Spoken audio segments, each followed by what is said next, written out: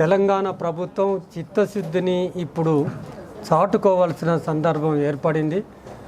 7వ గ్యారంటీ ప్రజల ముందుకు వదిలి ఉన్నాడు.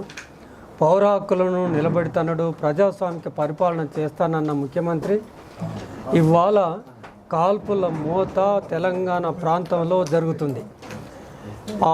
మొట్టమొదలు తెలంగాణలో ఆపరేషన్ కగార్లో భాగంగా దామెరతోగులో ఎన్కౌంటర్ జరిగి ఒక మావోయిస్ట్ను చంపేశారు తెలంగాణ గ్రహాండ్స్ పోలీసులు. అదే మాదిరిగా రఘునాథపాలెంలో కాల్పులు జరిపి సెప్టెంబర్ 5 నాడు ఒక 6 మావోయిస్టులను చంపేసిన పరిస్థితి మన కళ్ళ ముందు ఉంది. మళ్ళీ నిన్న కాక మొన్న ఈ మధ్యలో చెల్పాకలో జరిగిన ఎన్కౌంటర్లో 7 అన్నంలో విషం పెట్టి చంపిన పరిస్థితి. మొత్తం 3 ఎన్కౌంటర్లలో 14 మందిని తెలంగాణ ప్రభుత్వం గ్రేహాండ్స్ బలగాలు చంపేశారు. దానికి పరాకాష్ఠగా ఇవాళ 22 ఏప్రిల్ నాడు ఉదయం 5 గంటలకు తెలంగాణ ప్రాంతంలోనే ఉన్న ఆ కర్రెగుట్ట, దాదాపుగా తెలంగాణ ప్రాంతంలో ఉన్నది కర్రెగుట్టలో అధినాయకత్వం ఉంది అని మోహరించి 10,000 బలగాలు మోహరించి ఏకపక్షంగా కాల్పులు జరుపుతూ ఉన్నారు. అక్కడ యుద్ధ వాతావరణం నెలకొని ఉంది. ఆదివాసీలు ఆ అడవిపైన ఆధారపడి బ్రతికేటోళ్ళు, ఆ పండ్లు పలహారాలు తీసుకొచ్చి తిని బ్రతికే వాళ్లకు మీరు ఇళ్లలోకి రావద్దు, ఇంట్లోనే పరిమితమై ఉండాలి అని చెబితే వాళ్ళు ఏ పరిస్థితికి గురవుతున్నారు, ఎంత ఆందోళనకు లోనవుతున్నారో ఒక్కసారి ఆలోచించాలి. ఆ కర్రెగుట్టలో ఉన్న నాయకత్వమే కనుక ఉంటే వాళ్ళను చంపటం కాదు. మీ పాలసీ ఏంటి? జనవరి 1, 2024 మొదలుపెట్టి 2026 మార్చి 31 వరకు మావోయిస్టులను మట్టు పెడతామంటున్నారు.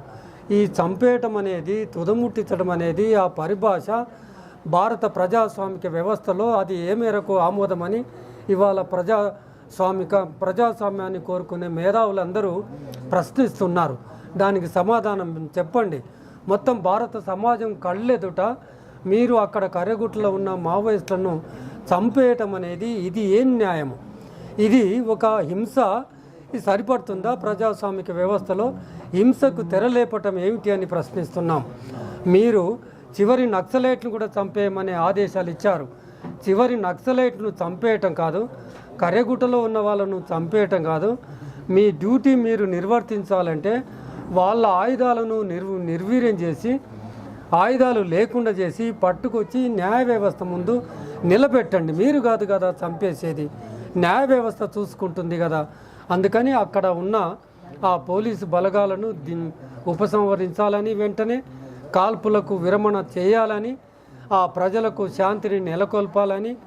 ఒకవైపు శాంతి అనే మాట మీ నోటి నుంచి వచ్చింది.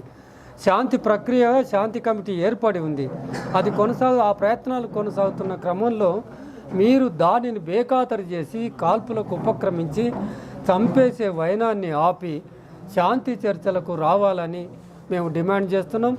ఇక్కడ ఏం జరిగినా, కర్రెగుట్టలో ఏ ప్రాణ నష్టం జరిగినా, ఏ మానవ హక్కుల ఉల్లంఘన జరిగినా తెలంగాణ ప్రభుత్వం బాధ్యత వహించాలి. ములుగు ప్రాంతం కనుక ములుగు ప్రాంతానికి ప్రాతినిధ్యం వహిస్తున్న సీతక్క బాధ్యత వహించాలి. జోక్యం చేసుకొని వెంబడే ఆ ఎన్కౌంటర్ ప్రసవనాన్ని నిలిపివేసే ప్రయత్నం సీతక్క గారు చేయాలని చెప్పి డిమాండ్ చేస్తున్నాం. రాష్ట్రంలో హోంమంత్రి లేరు, ముఖ్యమంత్రి ఎక్కడో జపాన్లో ఉన్నారు. ఈ సందర్భంలో అందుకనే మేము సీతక్క జోక్యం చేసుకోవాలని విన్నవించుకుంటున్నాం. ఆమె జోక్యం చేసుకొని ఆ మారణ హోమాన్ని ఆపితే మీరు చిరకాలం అధికారంలో ఉంటారు, ప్రజల హృదయాలను గెలుస్తారు అనేది కూడా గుర్తుపెట్టుకోవాల్సిందిగా తెలంగాణలో ఉన్న కాంగ్రెస్ ప్రభుత్వానికి హెచ్చరిక చేస్తున్నాం.